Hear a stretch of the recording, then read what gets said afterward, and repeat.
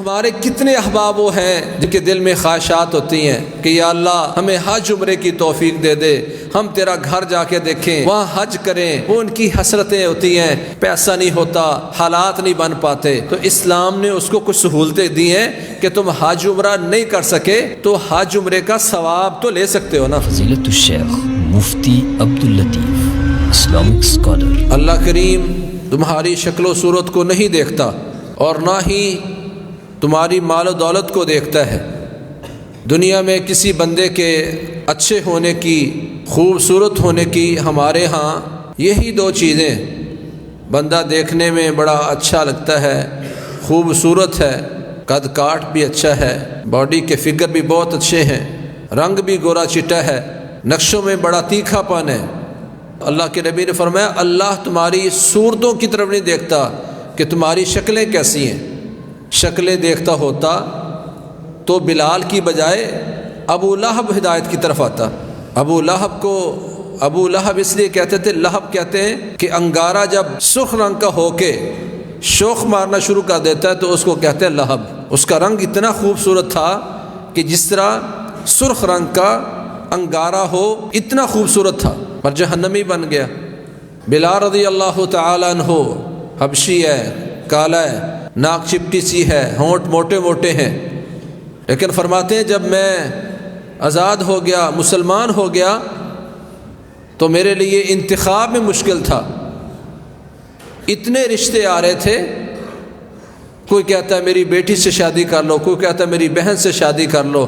کہتے ہیں میرے لیے مشکل ہو گئی کہ میں کس کی بہن کے ساتھ اور کس کی بیٹی کے ساتھ شادی کروں، کہ ان کے ہاں معیار شکل نہیں تھی۔ مکے کا بہت بڑا تاجر عبد الرحمن بن عوف رضی اللہ تعالی عنہ، ان کی بہن حالہ بنت عوف سے شادی کی حضرت بلال رضی اللہ تعالی عنہ نے۔ ان کے نزدیک معیار شکل نہیں تھی، شکلیں صورتیں نہ اللہ کے ہاں کوئی معیار ہیں نہ مومنوں کے لیے کوئی معیار ہے۔ جلیبیب کا واقعہ سابقہ خطبات میں آپ نے سنا۔ شادی کا انتخاب کرتے وقت جلیبیب کی شادی انصار کی ایک اچھی خوبصورت لڑکی کے ساتھ ہوئی۔ معیار ان کے ہاں ایمان تھا، دین تھا۔ یہی معیار میرے رب کا ہے اور یہی معیار مومنوں کا ہونا چاہیے کہ اللہ تمہاری شکل و صورت کو نہیں دیکھتا اور نہ ہی تمہارے اموال کو دیکھتا ہے۔ وَلَٰكِن يَنظُرُ إِلَىٰ قُلُوبِكُمْ وَأَعْمَالِكُمْ، اللہ تعالیٰ تو تمہارے دلوں پر نگاہ رکھتا ہے کہ تمہارے دل کیسے ہیں، وَأَعْمَالِكُمْ، اور تمہارے عمل کیسے ہیں۔ یہاں تفریق کر دی کہ دلوں کی باتیں رب جانتا ہے، پر عمل تمہارے سامنے ہے، تم عمل تو دیکھ سکتے ہو۔ یہ معیار ہونا چاہیے کہ کوئی انسان دل کا کیسا سچا انسان ہے، اس کے دل میں جو ہوائیں چل رہی ہیں، اس کے اعمال پر اس کا اثر کیا ہے۔ ہر کام کرنے سے پہلے، کسی کو اپنا ساتھی بنانے سے پہلے، کاروبار میں حصہ دار بنانے سے پہلے، اس سے رشتہ داری جوڑنے سے پہلے ہمیں یہی معیار بنانا چاہیے جو اسلام نے مقرر کیا ہے۔ جس نے اس معیار کو اپنے سامنے رکھ لیا وہ کبھی بھی ذلیل و رسوا نہیں ہوتا۔ یہ اصول ہے اسلام کا۔ لا تصاحب الا مؤمنا ولا یاکل طعامک الا تقی، اسلام نے بھی یہی کہا ہے کہ دوستی کرو تو مومن کے ساتھ، اور تمہارا کھانا وہ انسان کھائے جو پرہیزگار اور متقی ہے۔ نہ ہماری دوستیاں آج مومنوں کے ساتھ ہیں، دنیا داری کی بیس پر ہماری دوستیاں ہیں۔ جو تہجد پڑھنے والا ہے، قرآن کی تلاوت کرنے والا، اذکار کرنے والا، وہ بھی دیکھے کہ اس کی دوستیاں زیادہ کس کے ساتھ ہیں۔ مومن کے ساتھ بھی اگر دوستی ہے تو کبھی وہ مالدار بندہ آ کے سامنے آ کے بیٹھ جائے تو اس کے دل کی کیفیت کیا ہوتی ہے۔ تو یہاں دنیا میں اور آخرت میں اللہ کے سامنے اور مومنوں کے سامنے جو معیار بنتا ہے وہ عمل ہے، اور آج ہمارے عملوں میں کوتاہی موجود ہے۔ ہمارے اصحاب اس پر بڑا اہتمام کرتے تھے۔ حضرت عمر بن خطاب رضی اللہ عنہ سے منقول ہے، وہ کہتے ہیں کننا نحفظ 10 آیات، ہم جب 10 آیات یاد کر لیتے، فلا ننتقل الی ما بعدها حتی نعمل بہن، 10 آیتیں یاد کرتے، اگلی 10 آیتوں کی طرف اس وقت تک منتقل نہیں ہوتے تھے جب ان 10 آیات پر عمل نہ کر لیتے، اگلی آیتوں کی طرف نہیں جاتے تھے۔ جو 10 پڑھی ہیں ان پر عمل کریں گے، پھر اگلی 10 آیتوں کی طرف جائیں گے۔ فلا ننتقل الی ما بعدها حتی نعمل بہن، ہم اگلی 10 آیتوں کی طرف منتقل ہوتے ہی نہیں تھے، اگلی آیات شروع کرتے ہی نہیں تھے جب تک جو پڑھی ہیں ان پر عمل شروع نہ کر دیں۔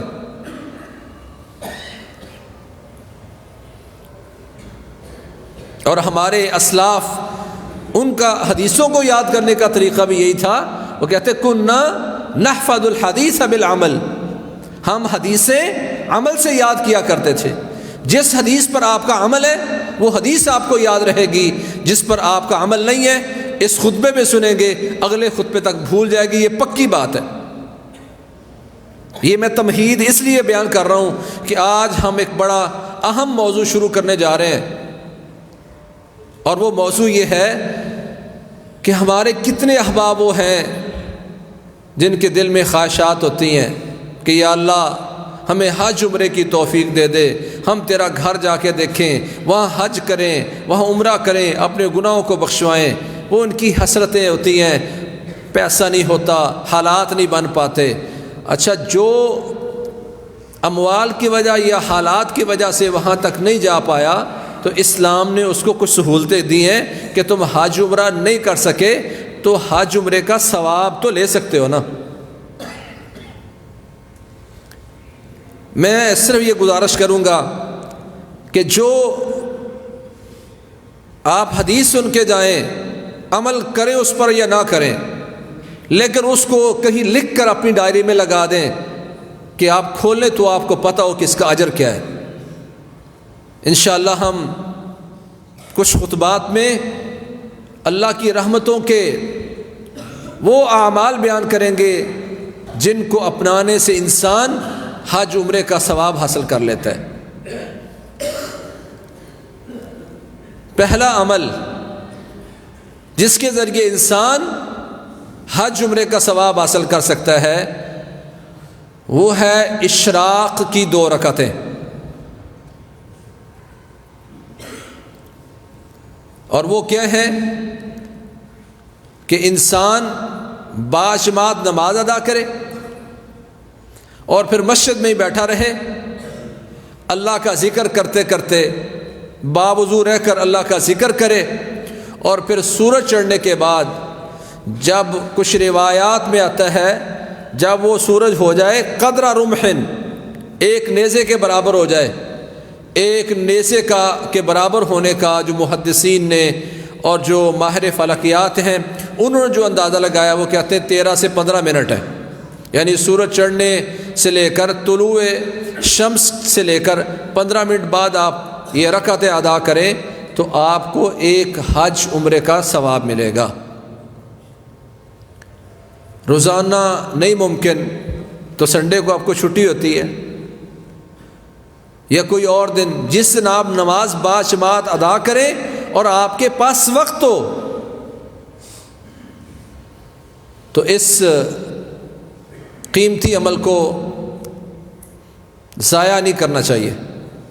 رسول اللہ صلی اللہ علیہ وسلم نے ارشاد فرمایا من صلی صبح، جس بندے نے نماز فجر ادا، من صلی صلاۃ الصبح فی جماعت ثم قعد يذكر الله حتى تطلع الشمس ثم صلى ركعتين كانت له كأجر حجة وعمرة، كانت له كأجر حجة وعمرة تامة تامة۔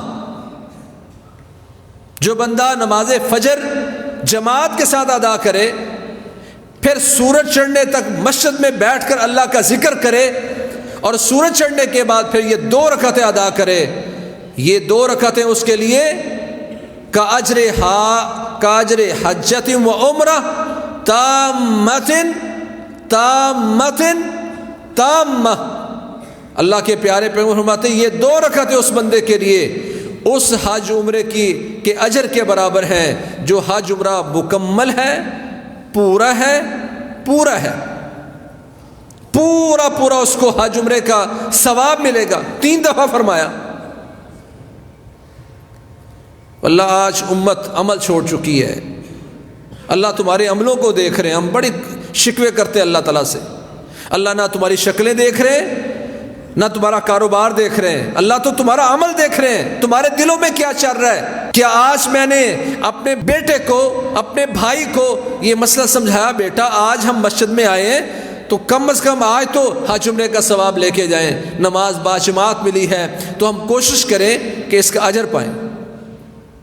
اسی طرح دوسری روایت میں الفاظ تھوڑے سے مختلف ہیں. من صلی صلاۃ الصبح فی جماعت ثم ثبت حتی یسبح للہ صبحۃ الضحیٰ.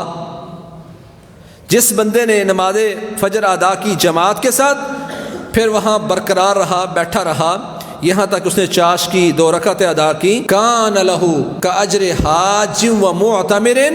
اس بندے کو اس حاجی اور اس معتمر عمرہ کرنے والے کا اجر ملے گا تام لہ حجتہ و عمرتہ، جس کا حج بھی پورا اور عمرہ بھی پورا. آج ہم اپنی اولادوں کو اس بڑے اجر سے باہرور نہ کر سکے، باشعور نہ بنا سکے، ان کو اس کی سینس نہ دے سکے. حالانکہ ضرورت اس بات کی ہے کہ آج اپنے بچوں کو عملوں پر لگائیں. وہ آدھی رات تک جو بیٹھے مطالعہ کرتے رہتے ہیں اور نماز فجر میں سوئے رہتے ہیں، ان کو اس پر کھڑا کرنا. بیٹا رات کو جلدی سو جایا کرو، اشراق پڑھنے کے بعد پھر پڑھو، اللہ برکت بھی دے گا، ثواب بھی ملے گا، اللہ تمہارے عملوں کو دیکھ رہا ہے، اللہ اس سے برکت دے گا. آج اس کی تربیت کی ضرورت ہے. یہاں میں اس کے ساتھ ملتی جلتی بات کرنا مناسب سمجھتا ہوں. ٹھیک ہے، اگر کوئی بندہ یا ہماری بہنیں مائیں جو جماعت میں نہیں آ سکیں تو کیا ان کے لیے بھی کوئی اس کا وقت ہے؟ کیا ان کو بھی کوئی اجر ملے گا اگر وہ یہ رکعتیں ادا کریں؟ تو یہ حج عمرے کا ثواب تو اس بندے کو ملتا ہے جو باجماعت نماز ادا کرے اور مسجد میں بیٹھا رہے، سورۃ طلوع ہونے تک اللہ کا ذکر کرے، فرشتوں کی دعائیں حاصل کرے، اور پھر سورج چڑھنے کے کوئی 15 منٹ بعد یہ رکعتیں ادا کرے تو اس کو حج عمرے کا ثواب ملے گا. لیکن کوئی شخص اگر یہ نہیں کر پایا تو کیا اس کے لیے بھی کوئی اس نماز کا وقت ہے؟ ہمارے ہاں 3 نام بڑے مشہور ہیں: اشراق، چاشت اور اوابین. محترم بھائیوں، ساتھیوں اور قابل قدر ماؤں بہنوں، یاد رکھو یہ تینوں نام ایک ہی نماز کے ہیں. وقت کے مختلف ہونے کے ساتھ اس کا نام مختلف ہے. سورج چڑھنے کے 15 منٹ بعد اگر آپ نے 20 منٹ بعد، آدھا گھنٹہ بعد پڑھ لی تو یہ اشراق ہے. سورج چڑھنے کے بعد پڑھ لی تو یہ اشراق ہے. سورج خوب چڑھ گیا اور روشن ہونا شروع ہو گیا، پھر آپ ادا کرتے ہیں تو پھر یہ نماز وہی ہے. سورج چڑھنے سے لے کر زوال ہونے تک یہ اس نماز کا وقت ہے. مختلف وقتوں میں پڑھنے سے اس کا نام مختلف ہوتا ہے. سورج چڑھنے کے بعد اگر آپ نے یہ نماز ادا کی تو یہ اشراق کی نماز کہلاتی ہے. آپ نے کوئی 9-10 بجے پڑھ لی تو یہ چاش کی نماز کہلاتی ہے. اور سورج زوال ہونے سے پہلے اگر آپ پڑھتے ہیں تو یہ اوابین کہلاتی ہے. حدیث ہے رسول اللہ صلی اللہ علیہ وسلم کی، صلاۃ الضحیٰ ہی صلاۃ الاوابین، صلاۃ الضحیٰ ہی صلاۃ الاوابین. چاش کی نماز ہی اوابین کی نماز ہے. حدیث آ گئی ہے. اور جن لوگوں نے اوابین مغرب کے بعد پڑھتے ہیں، نہ ان کے پاس کوئی صریح نص موجود ہے اور نہ کوئی روایت موجود ہے. ایک روایت پیش کریں گے جو شدید ضعیف ہے، اور یہ صحیح سند سے پیارے پیغمبر نے فرما دیا. اور پھر الفاظ کیا ہیں؟ صلاۃ الاوابین حین تربد الفصال، صلاۃ الاوابین حین تربد الفصال. کہا یہ چاش کی نماز اس وقت پڑھی جاتی ہے جب اونٹ کے چھوٹے بچوں کے دھوپ کی وجہ سے پاؤں جلنے شروع ہو جائیں. مغرب کے بعد تو ریت ٹھنڈی ہو جاتی ہے. یعنی ایک تو آپ نے واضح نص میں فرما دیا صلاۃ الضحیٰ ہی صلاۃ الاوابین، چاش کی نماز کا نام ہی اوابین کی نماز ہے. اور دوسری وضاحت فرما دی کہ اوابین کی نماز اس وقت ادا کی جاتی ہے جب اونٹ کے چھوٹے بچوں کے دھوپ کی وجہ سے پاؤں جلنے شروع ہو جائیں، شدت کی جب گرمی ہو. تو اس کا مطلب یہ ہے کہ افضل وقت کون سا ہے اس نماز کا بھی.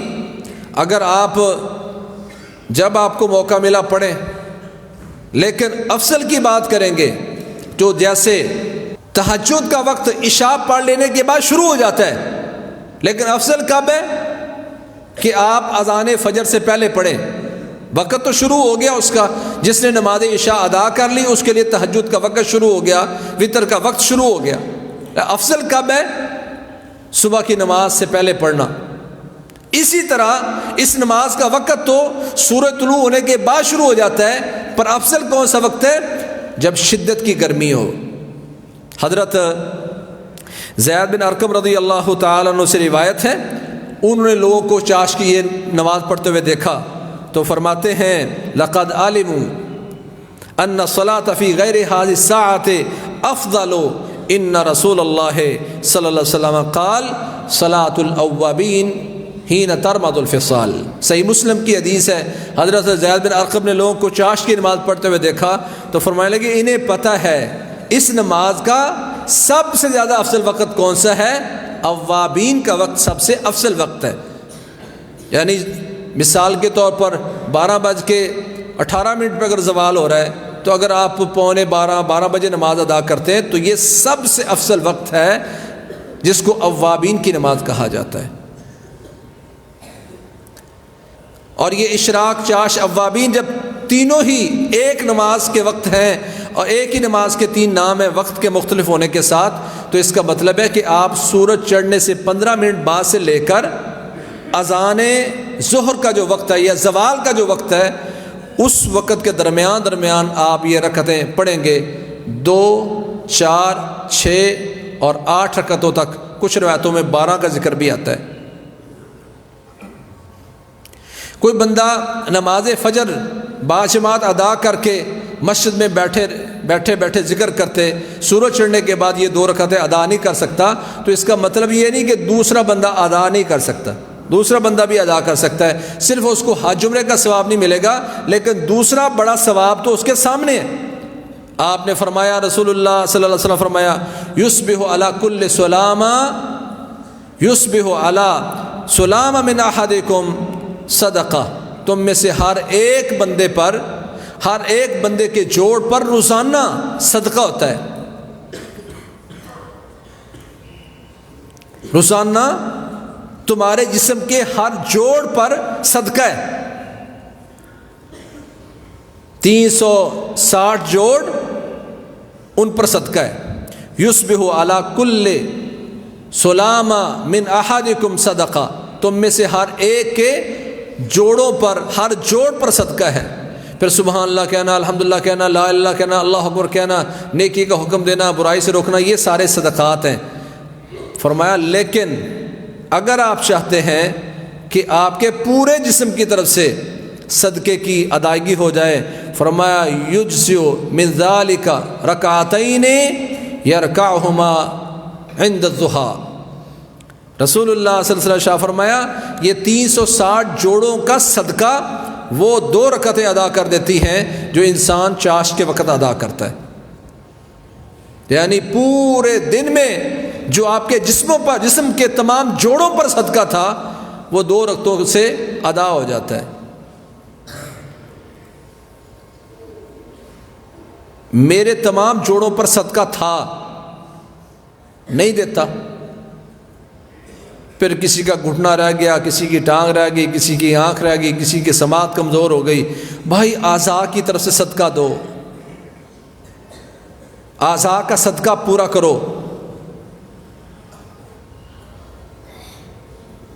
ہماری توجہ اس طرف ہے ہی نہیں۔ بھائی میرے اعضاء کی طرف سے اگر روزانہ صدقہ رب تک پہنچتا رہے تو ہم نے بڑا سنا ہے، صدقہ رد بلا ہے۔ اللہ سے شکوہ کرنے والا انسان اگر ان اعضاء کا تمام اعضاء کی طرف سے 2 رکعتیں ادا کر کے اگر یہ انسان روزانہ صدقہ کرتا رہے تو انشاءاللہ رب کائنات اس صدقے کی برکت سے تمہارے اعضاء کو بھی مضبوط رکھے گا، قوا بھی مضبوط رہیں گے۔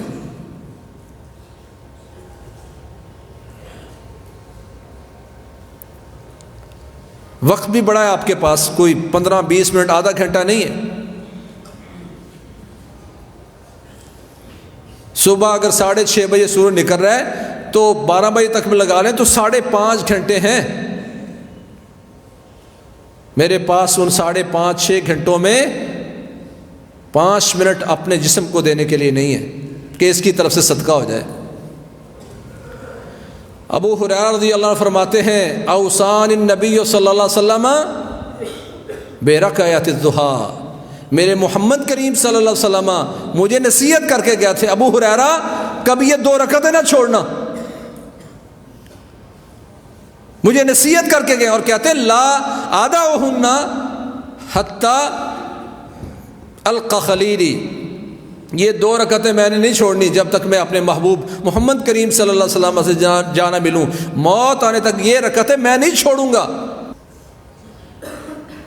وہ رات بھر حدیثیں یاد کرتے، دن کو محنت کرتے، تو آپ نے وصیت کی تھی یہ 2 رکعتیں ادا کرتے رہنا، یہ 2 رکعتیں ادا کرو گے تمہارے اعضاء کی طرف سے صدقہ ہوتا رہے گا، تمہارے اعضاء مضبوط رہیں گے۔ محدثین کہتے ہیں طلباء کے لیے ان 2 رکعتوں پر اہتمام کرنا بڑے لازمی ہے، کیونکہ حضرت ابو ہریرہ رضی اللہ تعالیٰ عنہ طالب حدیث تھے، وہ ہر وقت حدیثیں یاد کرتے رہتے تھے، ان کو بالخصوص پیارے پیغمبر نے وصیت کی ہے اگر طلباء کہتے ہیں ان کی عقل پوری رہے، اعضاء مضبوط رہیں، ان کی آنکھیں کمزور نہ پڑیں، سماعت کم نہ پڑے، تو پھر ان کو چاہیے ان 2 رکعتوں پر اہتمام کریں۔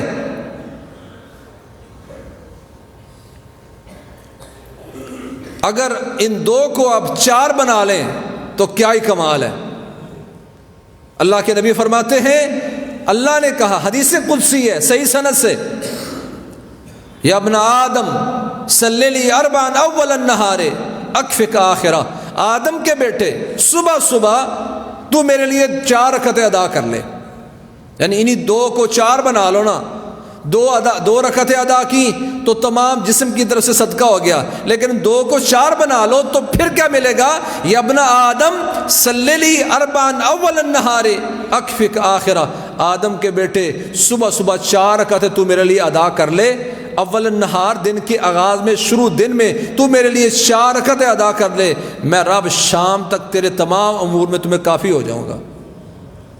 سارا دن ٹکرے مارتے رہتے ہیں، ہمارے بچے کہتے ہیں جی پہلے اسکول گیا، یونیورسٹی گیا، کالج گیا، ٹیوشن پر گیا، کچھ سمجھ نہیں آتی، سارا دن اللہ تجھے شام تک کافی ہو جائیں گے، اور آج مسلمان کے لیے وضو سے لے کر 4 رکعتیں ادا کرنے تک 10 منٹ نہیں ہے، سارا دن پریشان ہوتا رہتا ہے۔ تو یہ کیا پیارے پیغمبر محمد کریم صلی اللہ علیہ وسلم کی اس روایت جو حدیث قدسی کی شکل میں ہمارے سامنے آئی ہے، کہ آج ہمارا اس پر ایمان نہیں ہے؟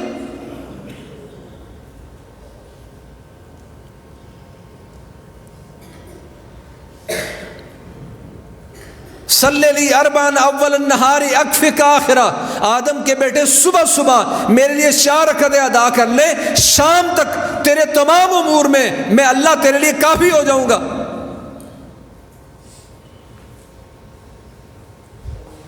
آج ہمارے گھروں میں ہماری مائیں بہنیں بیٹیاں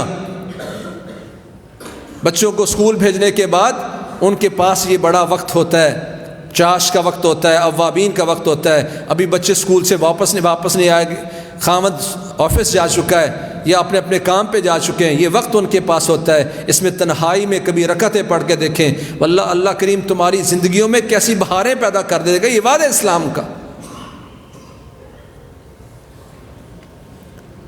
رسول اللہ صلی اللہ علیہ وسلم نے فتح مکہ کے موقع پر سفر میں، فتح مکہ کے موقع پر، اچھا حضرت معاذہ نے حضرت عائشہ رضی اللہ عنہ سے پوچھا کہ پیارے پیغمبر یہ چاش کی کتنی رکعتیں ادا کیا کرتے تھے؟ تو انہوں نے فرمایا یصلی 4 رکعات و یزید ما شاء، آپ 4 رکعتیں ادا کیا کرتے، چاش کی 4 رکعتیں ادا کیا کرتے تھے، اور وہ اس لیے ادا کیا کرتے تھے کہ آپ نے جب فرمایا کہ اللہ فرماتے ہیں آدم کے بیٹے صبح صبح 4 رکعتیں ادا کر لو، شام تک کافی ہو جاؤں گا، تو پھر آپ 4 ادا کیا کرتے تھے۔ آگے کیا ہے وہ یزید و ما شاء، لیکن 4 سے جتنی زیادہ بڑھانا چاہتے زیادہ بھی پڑھتے تھے۔ اور ام ہانی کے گھر فتح مکہ کے موقع پر پیارے پیغمبر محمد کریم صلی اللہ علیہ وسلم نے 8 رکعتیں ادا کی فتح مکہ کے موقع پر۔ بتایا کہ سفر ہی نہیں، حضر میں بھی آپ ہیں تو آپ چاش کی نماز ادا کر سکتے ہیں، تاکہ اللہ کریم آپ کو کافی بھی ہو جائے اور آپ کے اعمال کو درست بھی فرما دے۔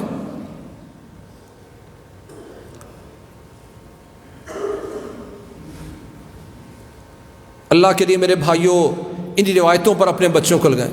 بچہ آپ کا جلدی جلدی نکلنے لگا ہے کسی کام کاج، کاروبار، اسکول، کالج، یونیورسٹی پڑھانے، انٹرویو دینے، ان کو لگا دو عمل پر۔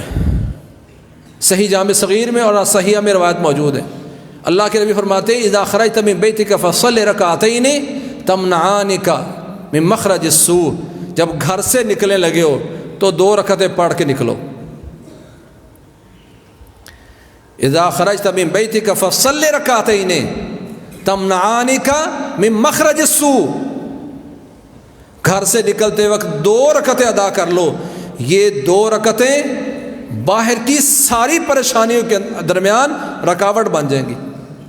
تمنعانک، تیرا دفاع کریں گی، مانع بن جائیں گی، رکاوٹ بن جائیں گی۔ یہ 2 رکعتیں تیری باہر کی ساری پریشانیوں، سارا دن پریشان رہتے ہیں، پر ان پریشانیوں کے سامنے جو رکاوٹ کھڑی کرنی تھی 2 رکعتیں، آج ان 2 رکعتوں پر نہیں لگایا جا رہا۔ اور فرمایا وَإِذَا دَخَلْتَ بَيْتَكَ فَصَلِّ رَكَعَتَيْنِ تَمْنَعَانِكَ مِن مَدْخَلِ السُّوءِ، تیرے گھر میں کوئی لڑائی جھگڑا مسئلہ بنا ہوا ہے، تجھے پتا ہے گھر میں کوئی مسئلہ بننے والا ہے، کہ گھر میں داخل ہو کر 2 رکعتیں ادا کر لو۔ اللہ کریم تمہاری ان 2 رکعتوں کی وجہ سے تمہارے گھر کے اندر جو پریشانی ہے، ان 2 رکعتوں کو اس کے درمیان رکاوٹ بنا دے گا۔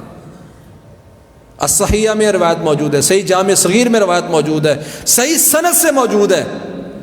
میں نے شروع میں ایک بات کی تھی، پھر دہراتا ہوں، بات ختم کرتا ہوں۔ ہمارے اسلاف کیا کرتے تھے، کہتے کننا نحفظ الحدیث بالعمل، جس حدیث کو ہم یاد کرتے تھے نا، اس کو ایسے یاد کرتے تھے کہ اس پر عمل شروع کر دیتے۔ آج میں اپنے گھر میں عمل شروع کر دوں 2 رکعتوں کا، یہ اشراق، چاش، اوابین کی نماز کا، گھر سے نکلتے ہوئے 2 رکعتیں پڑھنے کا، اور اسی طرح ان 2 رکعتوں کو چاش کی 4 رکعتیں بنانے کا، اس پر آپ عمل شروع کریں۔ یہ ساری عمر آپ کے بچوں کو بھی روایتیں یاد رہیں گی۔ نہیں عمل کریں گے تو اگلے جمعے تک بھول جائیں گے۔